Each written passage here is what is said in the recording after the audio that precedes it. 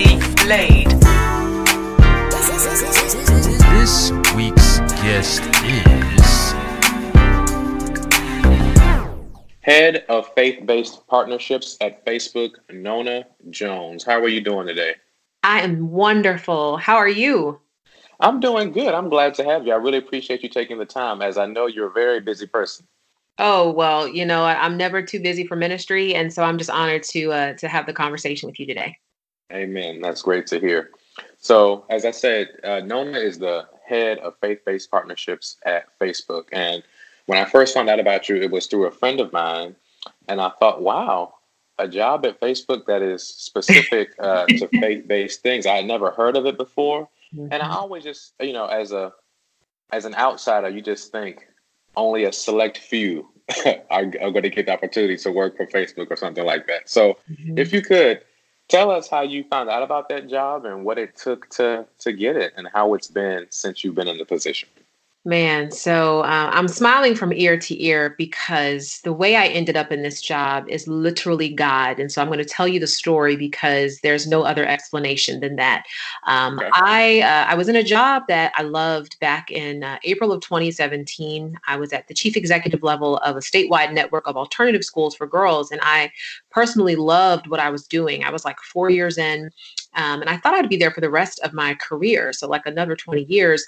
But I was in prayer one day because the culture at the executive level of the organization had started to get unhealthy. And I was like, God, what is going on? There's all this confusion and chaos. And the Lord said to me very, very clearly, he said, this assignment is over. And I remember when I heard those words, it stunned me because, like I said, I planned to be there for the rest of my career. And so I was like, well, Lord, like, what do you mean? Like, what am I going to do next? And all he would tell me is to resign at the end of the fiscal year. And that would have been June 30th of 2017. And so between April and June, I went back and forth and I was like, all right, maybe I can ride this out. Maybe I don't have to resign. But every time I prayed, God was very clear that this is my will. And so I said, okay. So I met with my boss on June 30th. It was a Friday. And I met with her at 1 p.m. I gave her my letter of resignation and we talked for a little while. And she asked me, she said, well, what are you going to do next? And all I could say to her is, I'll tell you soon.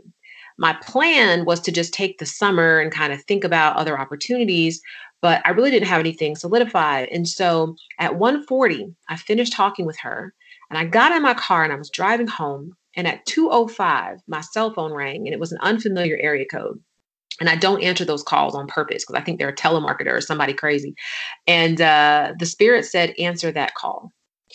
So I picked it up and I said, hello. And the lady on the other line said, is this Nona Jones? I said, yes.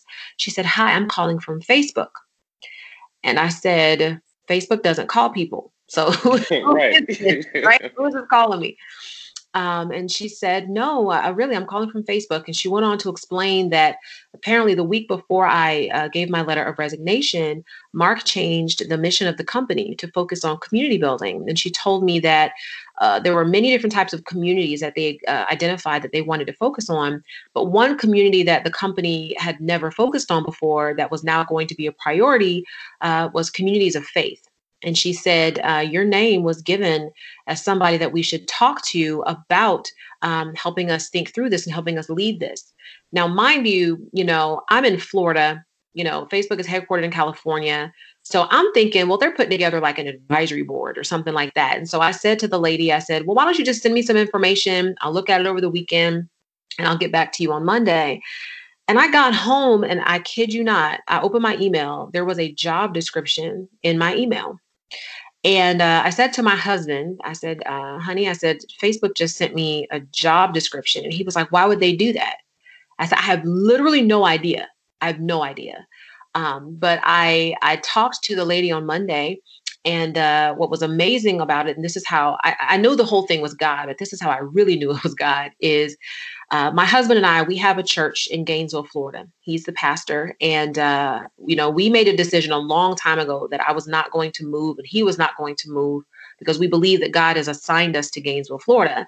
And so my position is based in California. And the job description literally said based in Menlo Park, California. And I said to the lady, I said, ma'am, this is amazing. I would love to do this. I said, but I cannot move. I said, my husband and I have a church in Gainesville, Florida. And so if that's an issue, then, I'll understand. And she said to me, well, we require that you have to live where your position is located, but we believe you're the right person for this. So we'll make an exception.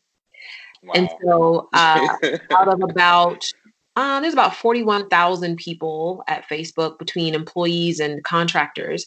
And I'm the only one that if you go into our system and try to schedule a meeting with me at an office, I'm the only one that comes up without a location. So I say that because the way I ended up at Facebook is nothing but God. I got a call out of the blue 25 minutes after I resigned from my job in faith to what God said. I never applied for my job. Between the first call and the time I got my offer letter, it was like 2 weeks. The average time it takes for people to actually go from application to actual onboarding is usually 6 months at Facebook.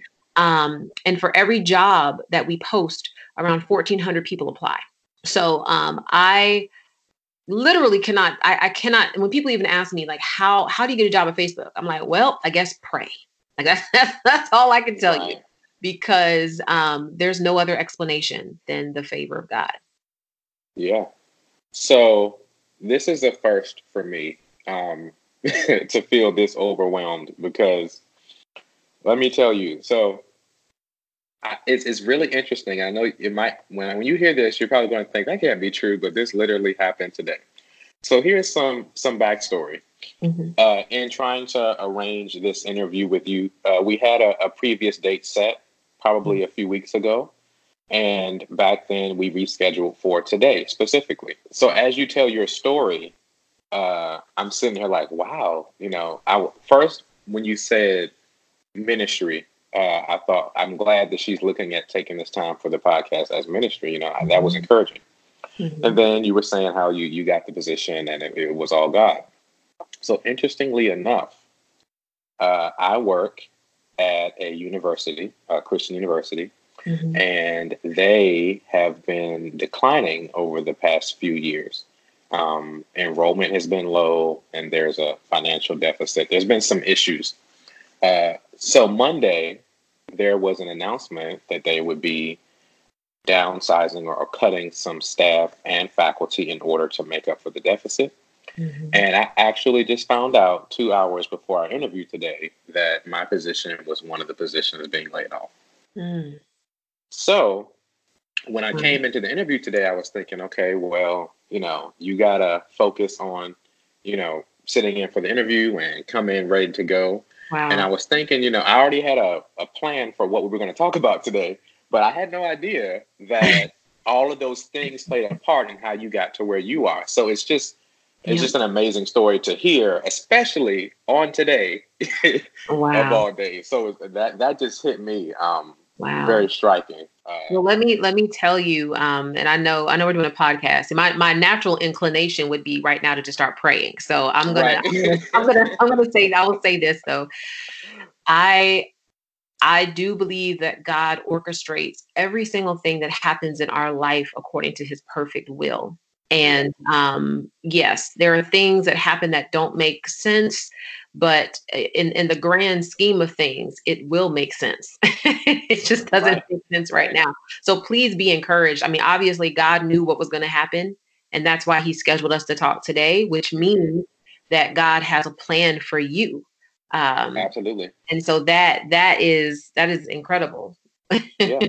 And I believe that, I've actually, just debriefing with others about it, people were thinking saying, you seem pretty happy to have just got that news, but I was preparing for it. I felt, I didn't know that I would be one of the people, but I did know that my time was coming as far as leaving. Yeah. And I had been feeling called to a different direction, and specifically California, which makes it even funnier. I just got back from there. But that was the original plan for myself. But I think there's a lot there that's very interesting. And one of the things that stands out to me is, and I've been experiencing this personally, but I feel like this came through in your story, is moments when God doesn't make sense to us. Mm-hmm. What do we do when God doesn't make sense? So if you could Could you speak to as far as what you were processing through mentally when you were clear on the need to resign, but you weren't clear on the next step? Like, what do you do with that when God doesn't make sense? Oh man, so this is such a great question, and it's something that God has really been dealing with me about over the last, 5 months or so. And at the root of your question is really a question of what is faith, Hmm. because when it comes to faith, we often as believers will say, "Of course, I have faith in God. Of course, I have faith." But then when you look at your life, you really haven't had to exercise much faith. Like there isn't something that you've really had to rely on God to do that you could not do in your own power. And so I think what I learned through that, as well as other experiences I've had, is faith. The reason why it takes faith to please God is because faith is the only way that God can get glory. Hmm. Because if we can do something within our own power, it doesn't take faith. God wants to show us all of the time how powerful He is. He wants to constantly reveal His faithfulness to us. But He can't do that if we're able to control things. And I think a lot of times we stay in the dimension of control. Like, yeah, God, I'll trust you just enough that I can stay in control. And I think what that situation really helped me to see is that God meets our faith at our level of obedience. When we literally trust Him with the crazy stuff, the stuff that's like, okay, Lord, I know this wasn't me. Like, I know I would not tell myself to leave the job that I thought I would be in for the rest of my life. Like, I know I wouldn't do that. And so, Lord, you're speaking something to me that doesn't just not make sense. I don't even want to do it. Like, I Hmm. literally don't want to do it. But it's in those moments when I think God can really show His power. And so I've learned to just trust God in the crazy stuff, like the stuff that doesn't make sense, because He always has our best interest in mind. And he always wants to see us prosper, because as we prosper, we give honor to Him, not just with our mouth, but with our life. I think when people see the children of God being successful and doing well, then they wonder, well, gosh, I answer this question all the time. How'd you end up at Facebook? Well, the answer is literally God. So He Right. gets all the glory, right? So in that's really what I've had to learn to do is when it comes to the stuff that just doesn't make sense, it's like, all right, well, I wouldn't say this. So God, I'm going to trust you, but I'm going to act on what I believe. Faith without works is dead. We can say all Right. day long that we trust God, and yet we're not acting. So if you don't act, there is no faith. So that's what I would say. That's it. And I think it really points to us, as you mentioned, because it's easy to, I think there's a song Donnie McClurkin made Mhm. called I'll Trust You, Lord. Yes. And part of the lyrics and I love that song, and part of the lyrics that stand out to me is, I know that faith is easy when everything is going well, but can Yeah. you still believe me when your life's a living hell? Yes. And I wouldn't equate just the transitions to something that extreme, but I think it points to the reality of how we kind of trust God when things are going well, because it's easy to, not because Mhm. we're just that confident in who He is, but it's easy to because He's doing what we like and what we prefer and what makes sense. But there are those times in life where I think we always need faith, but sometimes our faith is stretched, Yeah. and it's in those moments where God's plan and His motives don't line up with our logic. And I Yes. think I'm reminded of scripture in Proverbs 3, Mhm. 5 through 6. Trust in the Lord with all your heart and lean not to your own understanding. Mhm. Uh, so it challenges us to not think through things in a way that makes sense to us. And it's real easy to do because we're flesh, we're Oh yeah. mortal. I'm living this life with this brain and this heart. Yeah. So I'm filtering everything through what makes sense to me. When in Mhm. reality, Christianity and faith calls us to think outside of what we see and feel.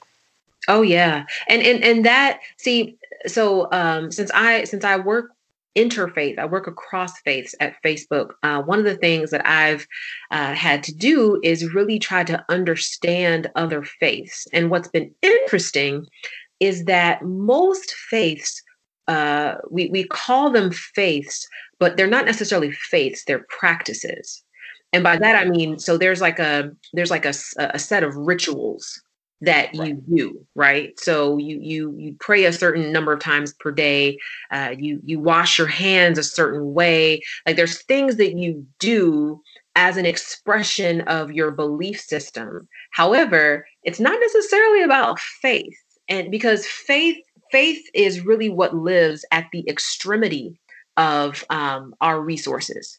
So when we don't have the money, when we don't have the health, when we don't have the social network, when we don't have the resources, all we have at that point is faith. Because if God has spoken something that you cannot do, well, you can't do it. So I've learned that Christianity is really the only belief system that requires faith, because you have to trust. I was talking with a friend of mine who is a Muslim, and we were just Mhm. talking about different belief systems. And I asked her, I said, well, how do you know for sure that you're going to go to heaven? And she just said, well, I just have to do the best that I can and try to be the best Muslim that I can. And I said, but do you ever have assurance? And she said, well, I mean, I just have to kind of follow the plan, and then, I should end up there. And I was like, right, but you don't have assurance. And I said, that's the difference between the Christian faith and the Muslim faith. Is in the Christian faith, we know that when Jesus becomes Lord of our life, we have eternal salvation. So there's an assurance there. And that's been a really interesting experience, is to learn how the Christian faith is the only one where faith is central to what we do and who we are. Right. And that assurance that we have is secured not by our own works. Correct. And I think that's it's not works based, and it's Yep. based on someone who was perfect, already That's sealed the it. deal. So Mhm. there's faith, but it's faith in someone and Yes. something that has proven it self-reliable. Yes. So it's I think a lot of times we don't get to these types of conversations when it comes to faith, Mhm. in the sense of, I think even in the faith of Christianity, sometimes we end up unintentionally training people to be religious and focus on the rituals. Yes. So it's like, hey, just make sure you go to church, make sure you go to Yes. Bible Check study, the make sure you boxes. don't curse. And it's Yeah. just a list of things to not do and to do. Mm. And the reality is, I think some of us find comfort in that because it's Yeah. easier to Yeah. just do certain things that your heart isn't in, than Mhm. to actually not lean on your own understanding and trust in a God that you don't see. Well, it's funny you would say that. So my personal study time, I've been in the book of Romans, and it's so interesting how Paul, when he's talking about our faith, he juxtaposes it against the law all the time, where really Mhm. the law was not about how to be saved. The law was actually meant to reveal how hopeless we were, because saying thou shalt not covet, well, you're coveting all the time. So the law basically shows you, oh my You can't goodness, do it. I can't do it. And so but we do. You're absolutely right. Like we get so comfortable. The law brings us comfort because it's a box that we have to check, but the problem is it's insufficient. And because we get comfortable that way, we can oftentimes diminish what really is the finished work of the cross. Like we don't add anything to what Jesus did. And frankly, our sin doesn't take away from Jesus did. And that that is the most difficult concept for people to understand, is that no matter what you do, you cannot add to or take away from what Jesus did, because what he did was a sacrifice once and for all. And I think that really is the message. That's the good news, right? Like it isn't just about going to a building, sitting down for a couple of hours on a Sunday, listening to somebody preach about, you're going to get money, you're going to get a breakthrough, all that. Like that's not the good news. The good news is no matter what you do, God cannot love you any more or any less. The good news is that the work is done and that you don't have to walk around in shame, feeling like you're somehow less than, because Jesus, he established your worth, not when you were at your best, but when you were at your worst. Like we have to know that, and we have to rest in that. And so that to me is what keeps me inspired and keeps me focused on the ministry. That's good. So I think we can stay on that for a while. That's pretty much the whole message right up front. But I do know we have some things I want to get to. So Sure. Let's transition to your job. Could you tell us more about the responsibilities as the head of faith-based partnerships at Facebook? Sure. So since I'm like the only one in the role, the good thing is I've basically been able to kind of shape it since I've started. And so my work is really about helping communities of faith, in particular, pastors, church leaders, denominations all around the world, really optimize Facebook. And I'm going to use a phrase that I know you'll understand, but not all people understand it when I say it internally. But it's about optimizing Facebook for digital discipleship. The thing that I have been really deeply anchoring on, and the practice that I've been building, is how do you actually help people mature in their faith in a digital context? And the reason why that matters is because statistically, attendance at physical, gatherings, church buildings, is declining or plateauing in like 2 out of 3 churches. And so I think Gallup, they did a study where they said like 40% of Americans report going to church on the weekend, but only 20% actually attend. So what that means is 80% of the people are not showing up. And I don't know anyone who would say, you know what, I really don't care about 80%. Like, frankly, I'm good with the 20%. So on Facebook, I mean, there's 3 out of 4 Americans are on Facebook. That's 75% of Americans. And so what I'm really trying to help leaders understand how to do is how do you leverage Facebook for ministry? Not just about sharing content and, throwing up posts about your latest sermon series or, creating events and trying to invite people to your building. It's like if somebody never shows up to your building and the only touch point you have with them is through this social channel, how would you disciple them? So that's what I'm working on. That's what I'm building. I get to work with our product team to build tools that ministries can use to better disciple. And I'm also externally working with ministries and ministry leaders and pastors so that they know how to use these tools in a way that helps people mature in their faith. So it's been really, really exciting. It's been really cool. I will tell you, I've never worked in social media or technology before in my life, but I was licensed into the gospel ministry when I was 17. So my heart and my passion is ministry. Got it. So yeah, I think that sounds like the perfect fit then. Yeah. Being exposed to something new, but also being the only person in the role, so you have a chance to be creative and use it for ministerial purposes. Correct. Yes. It is amazing. And only God can do it. Definitely. And we got to keep coming back to that, and it's, I think, once again, pushing back on or referring us back to faith, that even in wanting to have a certain thing happen, our focus should be more so on just pursuing God. That's right. And in pursuit of him, we'll get more than we ever expected, more than we thought we needed, and better than what we wanted. That's right. So these are, I think, tidbits of or gems all throughout that I think will hopefully inspire others who may be in a situation where they don't know what God is doing or don't feel confident in his promises that he has good intentions for you. But the problem is, along the way, things are difficult, and it may not make sense. Well, and one thing I would want to encourage everyone listening to know, and this is something I've had to struggle with, and it's a slight departure from what we're talking about, but I just feel it in my spirit, is don't compare your start to another person's finish. Yeah. Like, don't look around at people who, to use a social media context, who have, hundreds of thousands or millions of followers, and maybe you have like 30, and you're like, man, I'll never be like whatever. It's like, you're right, you will never be like them because you were created to be you. So don't use other people as a proxy for whether or not God is working in your life. Like, your calling is specific to you.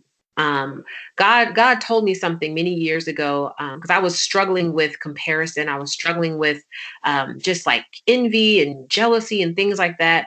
And God said, Nona, I've only created one of you. There will never be another one of you. I've never created another one of you before. There is a very specific purpose that I have for you, and you are wasting so much time trying to adopt the purpose of another person.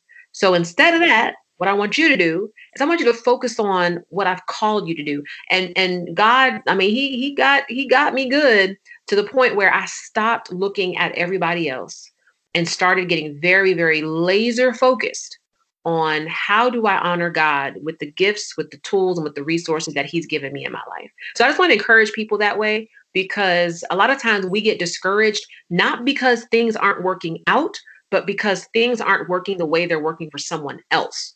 So Right. don't compare where you are to where someone else is. Just thank God for what he's doing in your life. Absolutely. And I would just add, humans forget, but we can't look at God through the lens through which we view people. Yeah. So he's not going to forget to do a good work that he's intending to do. He's not going to be late. He's not going to be like, well, I meant to bless you in this. Right. Oh, God, not. Yeah. He's not forgetting. Yeah. It's all going to go according to his perfect plan. Yeah, God doesn't have any sticky notes on the wall trying to remember stuff, right? Like, exactly. He knows. Exactly. So you mentioned part of the work is community building. I think you were saying that Mark wanted to move in that direction. Mm-hmm. So with that, what are some ways for people who are interested and didn't know about this to get involved with or support the work that you're doing? Oh, great question. So it's actually pretty simple. Like, there's a couple of things. One, I'm actually working to really build a movement of believers who are willing to prioritize lives over likes. And when I say that, what I mean is, yes, I work for a social media company. I work for Facebook. I work for Instagram. We have all these social media tools, but I see so many people using them. Again, it's just a proxy for their value. Like, people look at how many likes they get, how many comments they get, how many shares they get, how many followers they get, as if that is the actual indicator of whether they matter or not. And so I'm trying to build just a movement of people who are like, you know what? It doesn't matter how many likes I get. It matters how many lives are transformed because I existed. So that's the first thing, is I'm really trying to help people see that the influence you have should be used to build God's kingdom and not your following. There's a big difference there. Secondly, when it comes to Facebook as a platform, one of the best and most underutilized tools on Facebook for ministry are Facebook groups.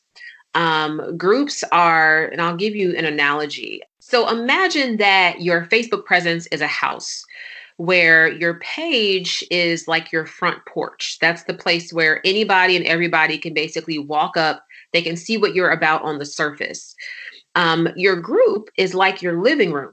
It's the place that you can invite people inside. They can get to know you. You can get to know them, and then they can get to know each other. And so what I've recommended to, just about every influencer or church leader or individual I know is leverage groups in order to build community for and around faith. It's no longer just about sharing content about ministry. It's really about building community through your ministry. So if you have a platform, if you have a voice, if you have a handful of people that listen to what you say, you can use Facebook groups to really create opportunities for people to mature in their faith relationally. And that is the definition of discipleship.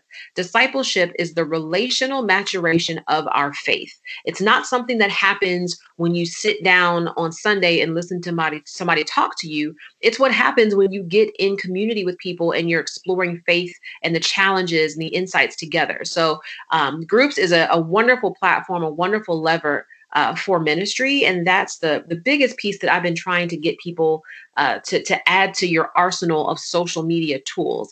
There is a feature within groups that I love. It's called learning units, and it allows you to create sequential learning within groups. So just imagine, you could be doing a small group Bible study on a book, and you can actually create modules from each chapter of the book that captures the high level insights. And people can take each module, and as an administrator of the group, you can see on the back end who took the module and who didn't, and you can do some follow-ups. So that's just an example. You can also go live in groups, and I think going live in groups has been a really powerful benefit. I was working with a very large church where the youth pastor said that he was feeling discouraged because, they have like several thousand young people in their church, but only like 7 or 8 were showing up at their youth Bible study. And so I suggested to him, I said, listen, create a Facebook group and go live in the group. And he said, no, they're, young people aren't on Facebook. I said, no, trust me, they're there. They're just not posting because their parents are there. And so he went ahead and created the group, and he went live, and they had 500 young people tune in the first time they did it. That was from 8 that were showing up at the building. They had 500. So, I mean, there's just incredible capacity that Facebook has in order to extend the reach of, your ministry and your platform. But we have to always remember, it doesn't matter how many followers we have if those followers aren't following Jesus through us. That's the goal. And that's what community building does. Yeah. Follow me as I follow Christ. Mm-hmm. Yes. It always comes back to him. So when you mention community and connecting with people on a personal level, that always comes with people sharing their stories and getting to learn about them on a more personal level. I heard a speaker say a while ago that oftentimes our communication, depending on the setting and the type of relationship, stays at a very surface level. And we never really get to learn about how people truly feel about things and who they are, which are deeper levels of communication. I understand that you're working on a memoir. So could you share more about your history and what you're looking to share and the effect you want it to have in that forthcoming book? Yeah, well, thank you for that. So God has just been so amazing. I have a 2-book deal with Zondervan where my first book will be released in January, and it's my memoir called Success from the Inside Out. I wrote this book, first of all, just to provide some transparency, because I think a lot of times people, they look at me and, they see me, speaking at all these events and, preaching at all these conferences and being on television, and they just assume, oh, you've never had any issues, all must be well. But in fact, I grew up in a very dysfunctional situation. I experienced physical and sexual and emotional abuse for 7 years of my childhood. And as a result of that, I also ended up acting out in school. I was labeled as a problem child. I was told I had a learning disability. And just a lot of death was spoken over my life. And before I was even 11 years old, I had tried to commit suicide twice. Like, I thought I did not belong on this earth.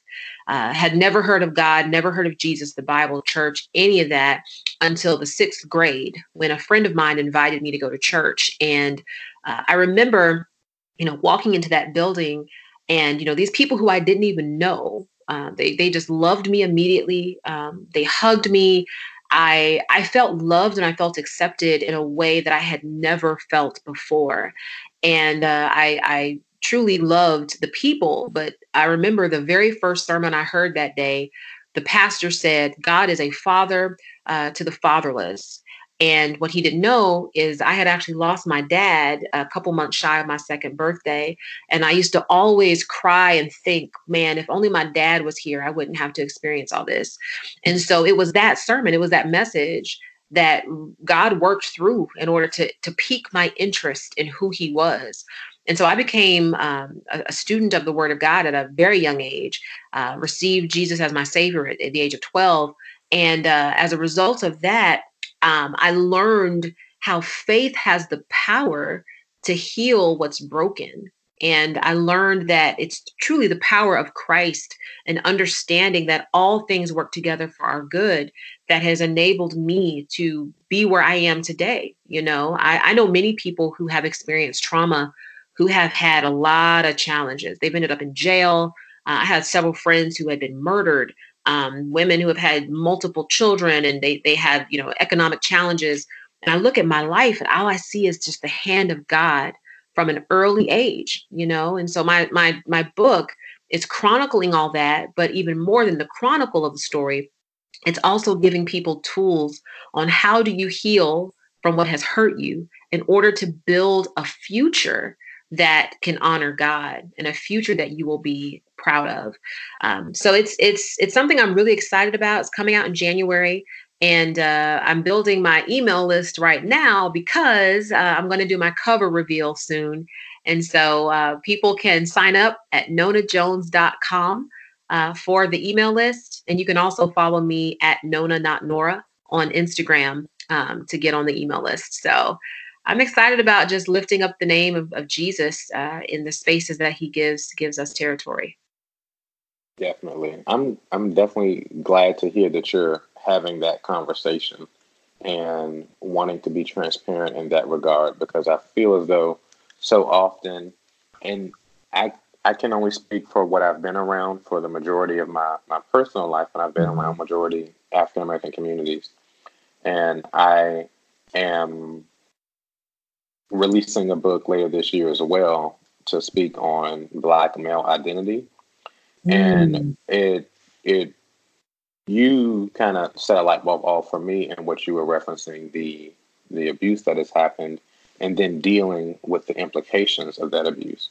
And I think sometimes in the general sense and I think it may vary based on class, but I have noticed that something that often happens within African American communities is a push to be silent about instances like that.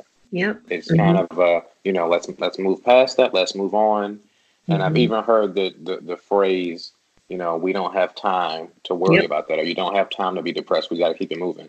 So it's this culture that I think in one sense is good because it keeps you motivated to keep moving forward, but you end up burning out because you never take that time to heal or deal with the implications of bad experiences.